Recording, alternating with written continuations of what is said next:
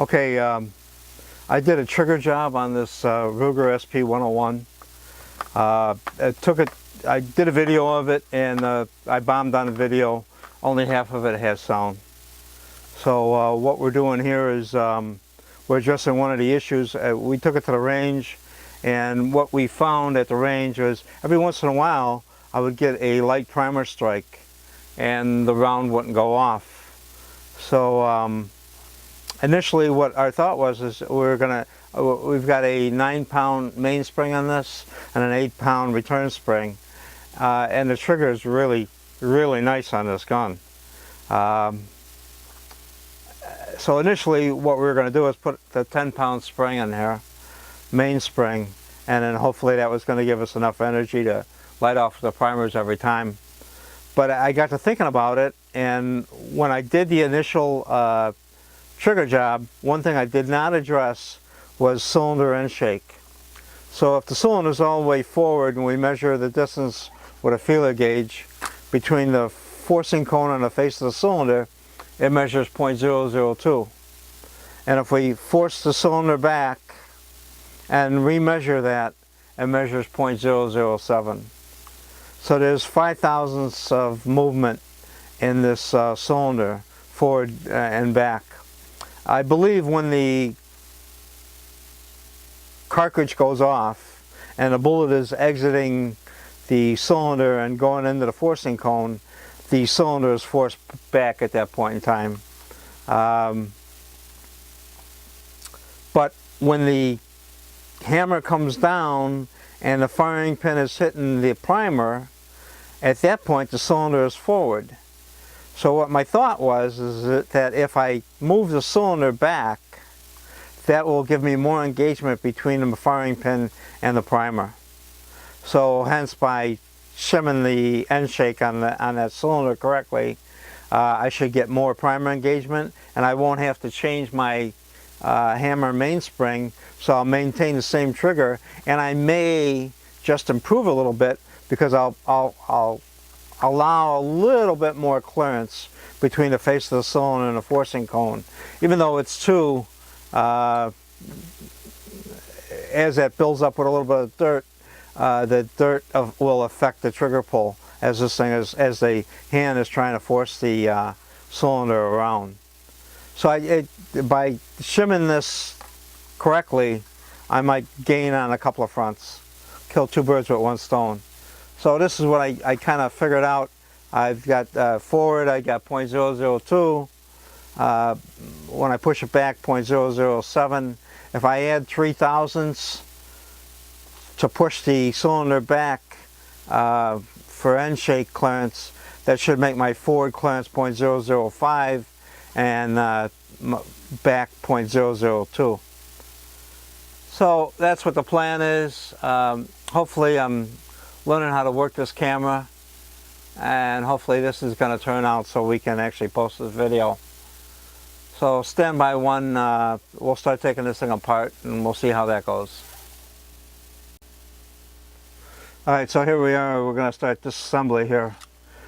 First it's just the, if I can remember how to do this, just take the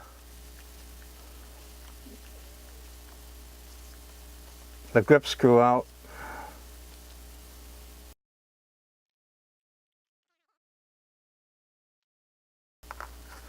I think we got a cup here, so that'll go into the cup, and I think that will just pull right off.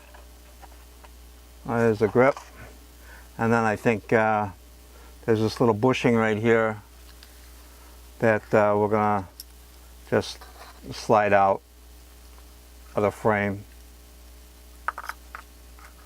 and that'll go into the cup. Next we got dummy rounds in this thing. We'll take out our dummy rounds out, and we'll go into a cup. Put these cups off to the side.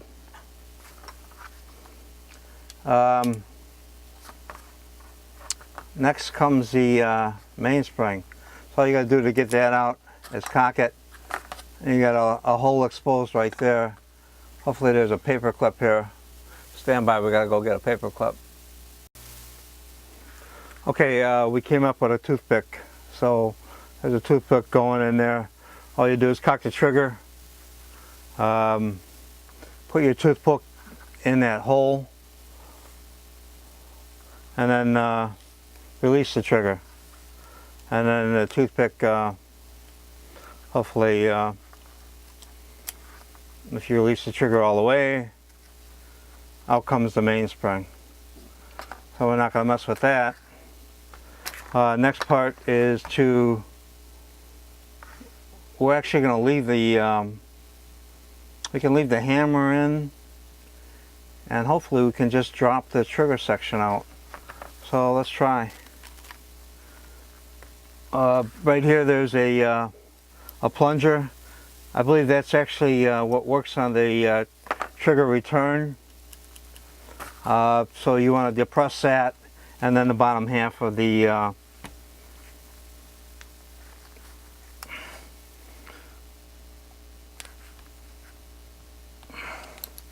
yeah, easy for you to say. So you want to depress that, and then the bottom half of the frame. This gun was really tight when we tried to do this. It's starting to come back to me. When we tried to do this initially. So the only way I could actually get this to move was I had to tap on this. I believe I used a piece of plastic that was here. Here. Got a little plastic punch here. I believe I had to tap right here just to kind of get this thing started, and then push on this plunger a little bit. And while I was pushing on that,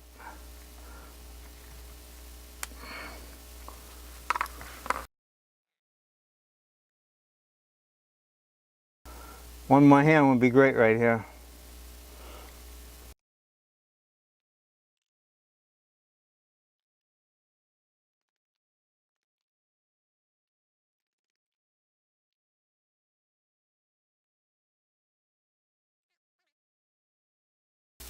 Alright, I was trying to avoid taking a hammer out because this hammer, I actually shimmed it. So I got shims on both sides of the hammer. Once again, that part of what made this trigger job so great. But I think I'm going to have to take the hammer out before I could remove this bottom section. So that's just simply done by lifting out this pin. My shims are going to fall, but out comes the hammer. Shims are still inside. Maybe we can just leave those shims in there and come up with a piece of wire to hold them in place. So we've got this little tie.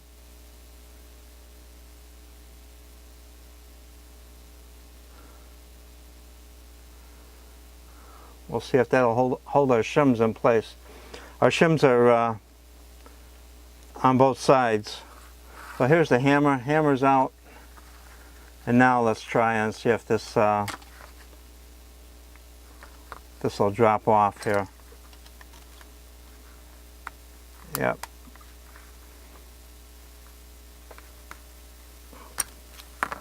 There she is. Out she comes. Alright, so here's your trigger section. That's out of the frame, and that's I believe somewhere up in here is what actually locks the crane in. So with this out, the crane can be removed. So let's try and push this forward, and out she comes. Yeah, like I said, I think something on here. Maybe it's this portion. Something engages this. Maybe it's this little pin here. So we're not going to mess with this. Again, this is all shimmed when I did the initial. That's all on the video, but for whatever reason, it did not turn out. So here's the cylinder. Cylinder comes off. And the reason I didn't just add shims to it is because I think I needed some kind of special tool inside of here. So if I could show you this, if this will come up. there's a couple of little slots in here. I don't know if this is going to focus here, but yeah, there's a couple of little slots on this. You have to actually disassemble that to get the shims down into the base of this thing. So I'm going to see if I got a tool for this now. But basically all we're going to do is throw 3/1000 of shims in there and then reassemble this thing. And we'll next time at the range we'll see if this made a difference. Alright. So stand by while we look for some tools to get this thing disassembled. Alright, this is what we had to do here to get this going here.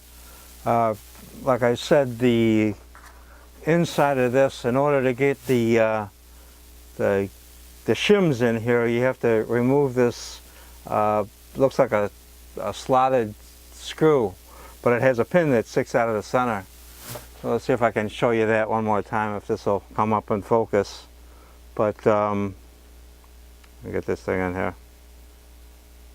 Alright, so there it is. That there's a slotted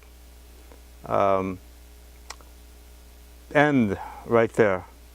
That has to come out, and it's screwed in. So what I did was, the first thing I did is I put the dummy rounds back into the cylinder so that will support the star. And then I had to make a tool.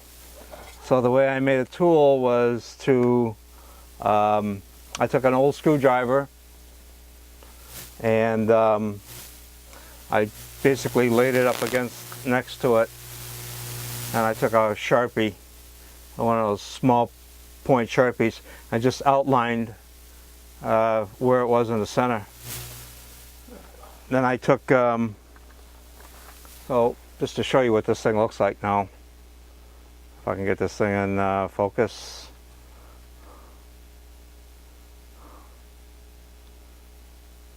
Alright, so if I can stop moving and it will focus. That's the tool, that's the screwdriver looks like. Everything is backwards here. Come on, focus. Alright, anyhow, oh, there it is. So that's the tool that we made. And once again, the way we made it is we just laid it up against this inside the cylinder where that pin is. Took a Sharpie, marked it out. Then we took this Dremel tool, the famous Dremel tool with a cutoff wheel on it. We came in right where we had marked it, and we cut in as deep as the pin, you know, we had it marked for the height.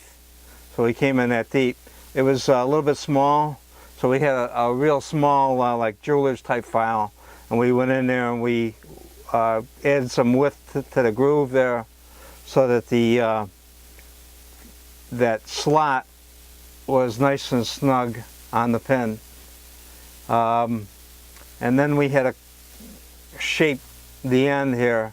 We had to take a little bit off so that the width was correct for the width of the slot in this cylinder, end shake fastener, end cap, whatever it's called.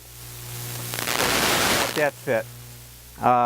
Then we put it down in there. We went to triggershims.com. That's where I bought all my trigger shims. And he says that this is a left-hand thread and it's got Loctite on it. So left-hand thread would mean that we'd want to tighten it. And a Loctite, they talked about using a Bic lighter. Well, I had a, I have a, this is a heat gun that's used for heat shrink tubing. So it's a Waller heat gun, and I had this little end on it here that kind of concentrates the heat into a small little area. And I used that on that tip and warmed it up enough, and we put the screwdriver in there, or the tool that we made, and we were able to get it to start to move. I just got it started, so I'm going to get all this stuff cleaned up, all the stuff out of the way, and get back to the original project there instead of making tools to do the original project, and we'll continue on here. So stand by. Okay, we got everything cleaned up and out of the way, and we're ready to continue on with this tool. Initially I tried to just take a screwdriver and insert it in one half and move it a little bit. That was not going to work.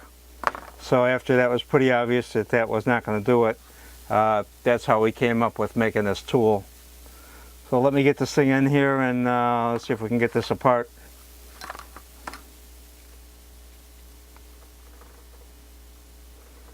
It fits pretty snug, and like I say, we've got the well, maybe I should do less talking and more concentration here.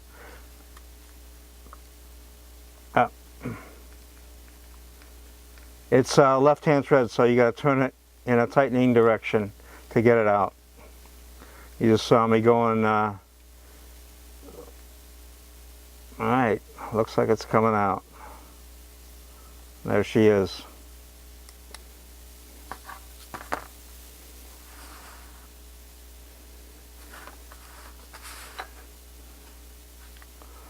So there's the screw and a spring. Get some of this stuff out of here so it doesn't roll into this.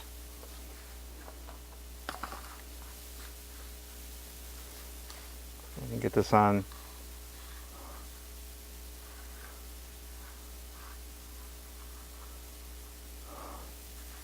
Okay, there's a screw and spring.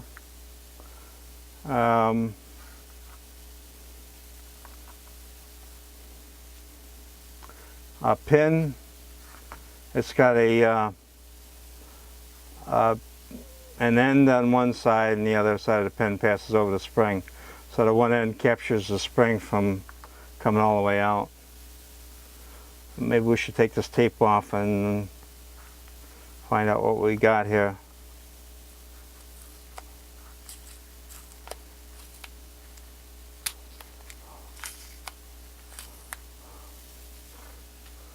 The tape is off.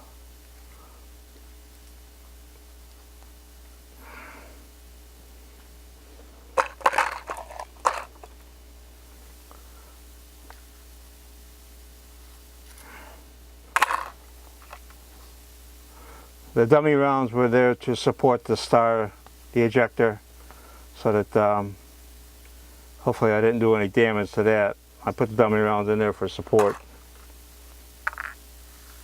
Yeah, I heard something drop. There's a small pin. Came out of somewhere. Oh, that's right here in the back. There's a pin that engages the wear shield. Let's see if that will push right out. So that's everything.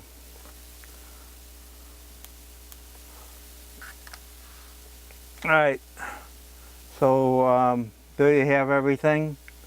Now the next thing would be, I got to find the right 3000 shim. First I want to get in there, clean this all out real well. Yeah, you can see that there's some dirt on this. I'm going to get this cleaned out and find the correct shim, and then we'll continue on here.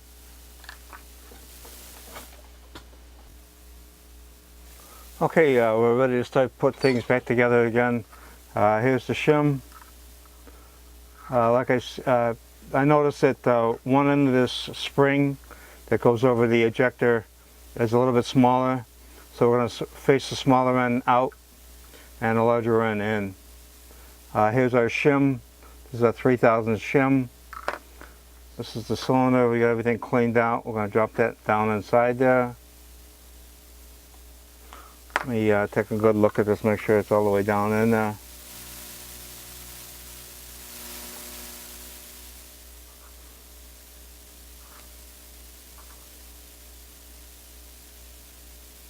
Yep, it appears to be. And I guess we'll put the ejector in. Of course, that messes with the shim.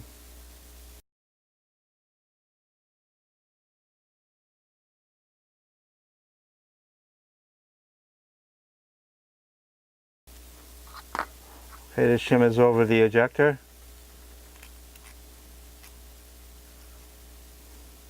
Use a spring to push it down in. Like I say, one side is smaller. That's the tighter side. That's the larger side.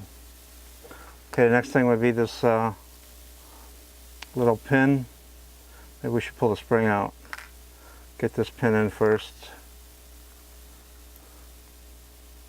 Yep, pin sticking out the bottom. Then this pin. And now the spring. Okay, next could be our little left-handed thread retainer that had Loctite on it. I'm going to move it over here. I'm going to put a little dab of Loctite on this thing, not much. I think with the left-hand thread, I'm not sure that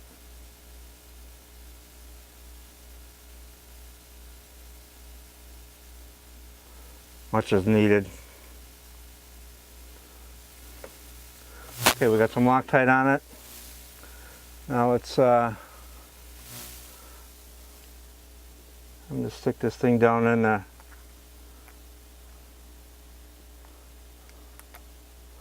And not let it spring across it. So loosen would be tighten. So if we push this down,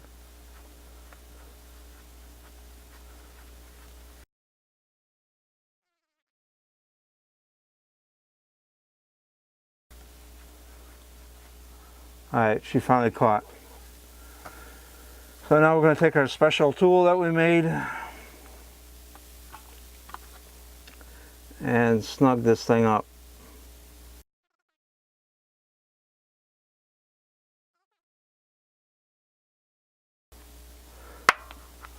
You can hear it, it grabs onto that pin. So what we're going to do is we're going to put the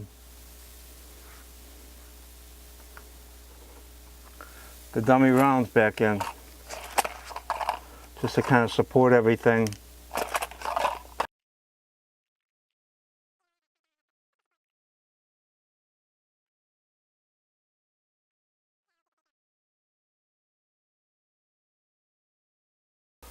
Just to kind of hold everybody together there.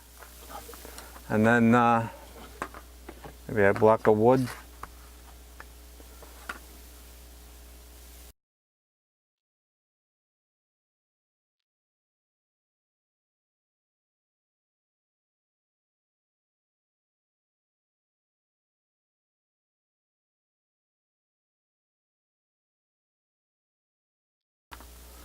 Alright, let me get a good look at this. I think it's in there pretty good.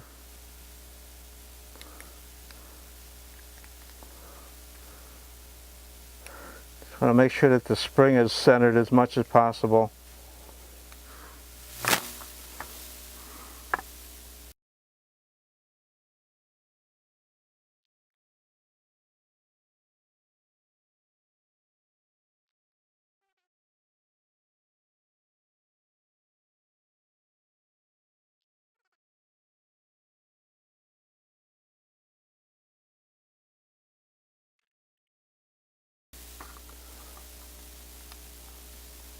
That springs.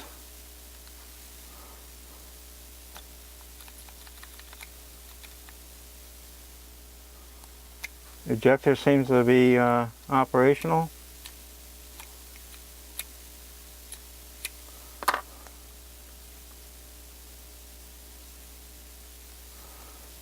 Well, there you have that.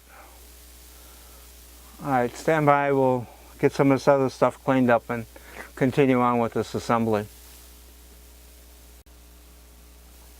Okay, everything's all cleaned up. I got the crane back out. We're going to put a couple of drops of gun oil. I also added a few drops of tri-flow to it. Put a little bit of gun oil on the crane there.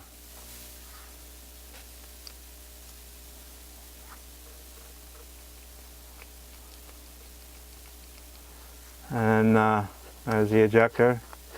Maybe I could put a couple of drops of tri-flow on that. Tri-flow is it's a lube that we use at work, where I work. Kind of a general purpose lube. I heard that they use it on bicycles. I guess it's used all over the place. But it's just I think it's a Teflon based lubricant. Well, there you have that. There's the frame. We'll take some of the new swabs I got here.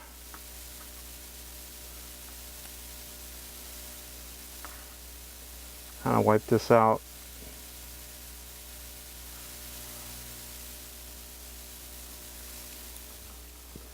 And put the crane into the frame.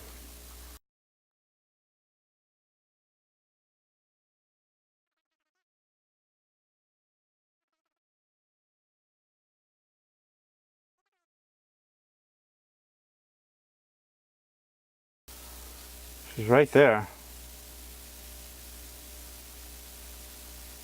I don't feel any drag on it, but you can definitely see it. It spins and it stops on its own. Maybe it'll kind of wear in a little bit.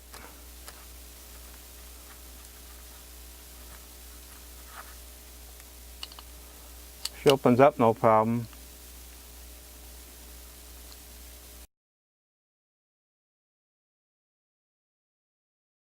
Okay, let's start. We did measure this 5 thousandths right here, no problem.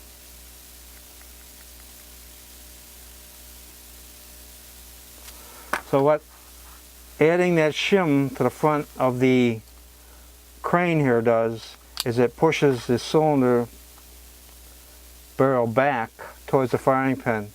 So this might alleviate the light strike situation.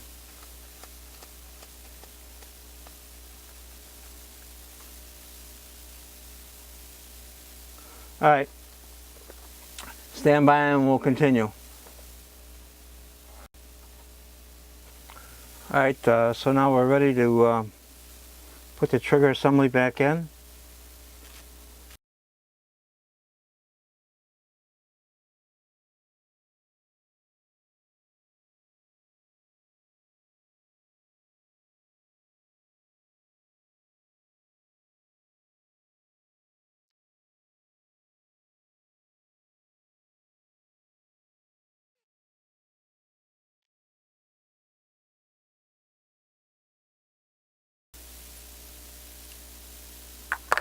Okay, that's it for that.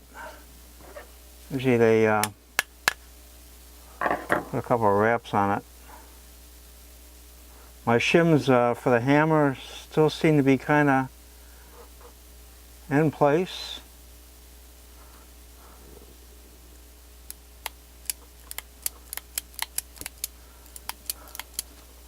And right now,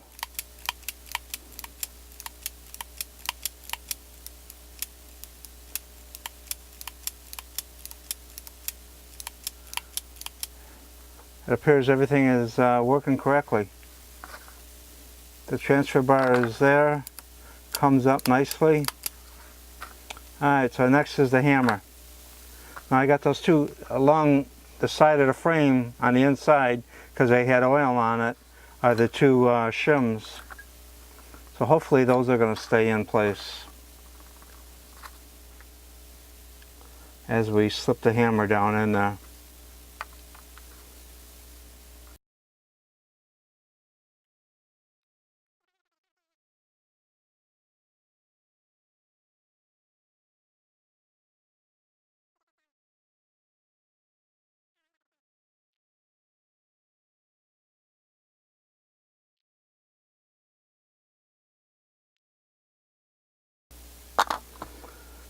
Yeah, kind of a pain in the neck.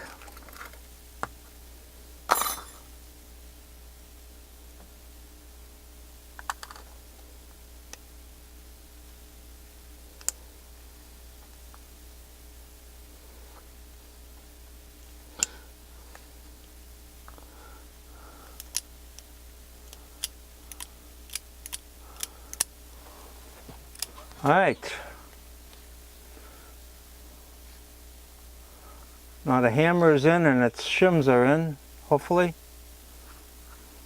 So on each side of the hammer, I forgot what size it is, maybe, I don't know, I'd be lying if I said anything, but whatever it was, 5/1000 shim on each side, which keeps the hammer centered so that you're not rubbing against the side of the frame. You're actually, the only bearing surface or touching surface is the pin and those shims. So they provide a nice smooth surface, and that just helps improve the trigger pull. So the next thing is the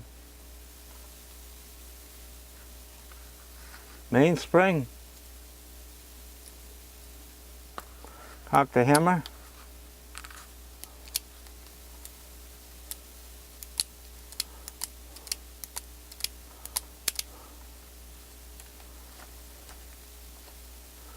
Put the dummy rounds in and see what she feels like.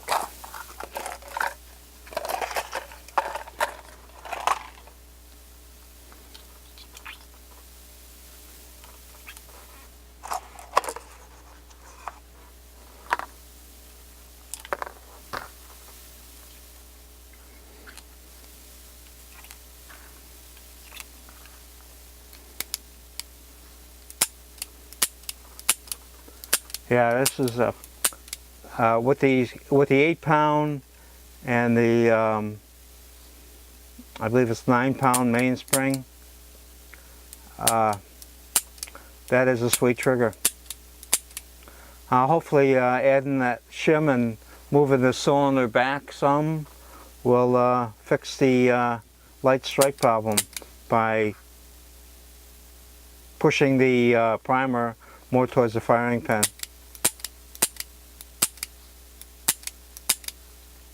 Alright, we'll pause this and get the grips on it and show you the final thing and take it to the range.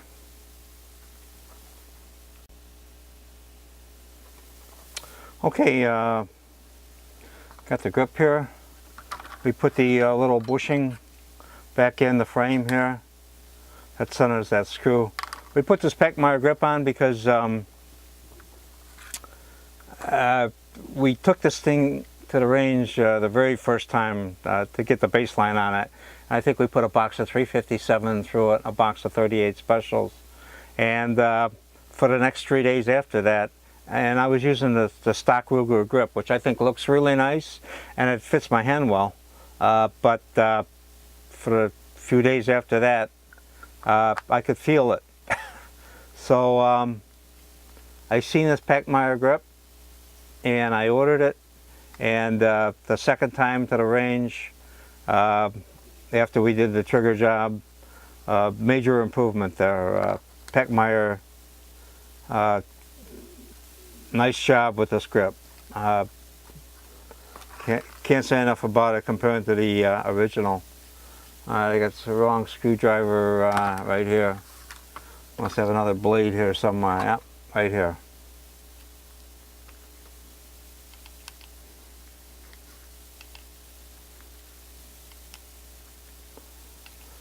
So yeah, this Pechmeyer grip is a nice grip. If you're going to shoot 357 rounds through it, it's recommended over the, if you're going to use this for a range gun. Obviously, if you're going to carry this gun or conceal carry it, you might want to stick with the original grips, or, you know, have two guns. One that you take to the range, and feels sweet. It's a sweet trigger. So if I ever figure out how to fix that first video where I show the whole trigger job, I pretty much followed that Sal Barajas. Maybe I took it to the next level. The big change that I did that Sal talks about, there's a channel where the trigger return spring and that plunger rides. And Sal talks about using a, I forget what it was, I think it's a 1/4 inch drill bit, and just going in there and deburring it. I did that and I didn't feel much. So what I ended up doing, and I think that this really made a big difference, is I had a hard Arkansas stone, and it's a 1/4 inch diameter. It's in here somewhere. It's a 1/4 inch diameter hard Arkansas stone, if I could find it. Yeah, here it is. So I used this stone in that channel. I tried to drill and I really didn't feel much, but if you're going to do a trigger job on this, instead of using a drill, what I would recommend is get yourself a 1/4 inch round hard Arkansas stone and use this to, because with the drill I didn't feel anything. When I went in there with this thing, major, I could feel all kinds of burrs. So I just kind of stoned all the burrs out. You know, you can, as you're working it in there, you'll feel it. It'll start to smooth out, and you won't feel the sharp edges anymore, and they go away. Major improvement here. Everything else, just, you know, stone everything you can. Hard Arkansas is the best because it gives you the finest finish. But other than that, if I could figure out how to make that thing work or get sound on sound for that, I could even run it at a high speed and just kind of give an overlay, you know, overview of what I was doing the whole time, and then that should do it. But anyhow, good luck with this if you try it. I would definitely recommend either see if you can purchase the tool for the front of this cylinder, or like I did, take an old screwdriver, get your files out, get your Dremels out, cut a slot in the end of it, and you got yourself a tool for the Ruger cylinder barrel removal. Okay, that's it. Take care. Thanks for